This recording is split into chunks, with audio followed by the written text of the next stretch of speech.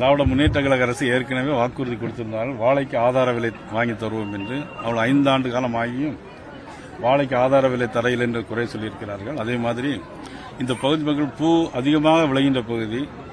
ஆக சில நேரங்களில் அதிகமாக விளையும் போது பூக்களுக்கு விலை இல்லாமல் போய்விடுது. ஆகவே ஒரு சென்ட் ஃபேக்டரி வேணும் என்று இந்த எட்டரை பகுதி வேண்டும் என்று கேட்டிருக்கிறார்கள். அது மாதிரி நெல்லுக்கும் ஆதார விலை வேணும் கேட்டிருக்கிறாங்க.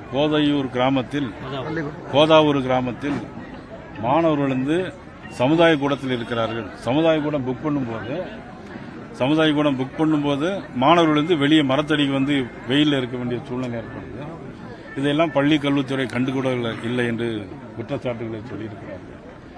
அப்புறம் காவிரியில் தடுப்பணைகள் வேண்டும் என்று கேட்டிருக்கிறார்கள். ஏற்கனவே மாண்புமிகு நீர்வளத்துறை அமைச்சர் அண்ணன் துரைமுருகன் அவர்கள் சட்டமன்றத்தில் 1000 தடுப்பணைகள் கட்டுவோம் என்று சொன்னார்கள்.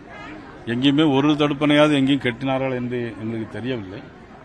ஆனால் காவிரியில் நிச்சயமாக தேசிய ஜனநாயக கூட்டணி ஆட்சிக்கு வந்த பிறகு, ஏன்னா இனிமேல் கால அவகாசம் கிடையாது, இனி பணம் சாங்ஷன் பண்ணி அவர்கள் கட்டுவதற்கு வாய்ப்பே கிடையாது.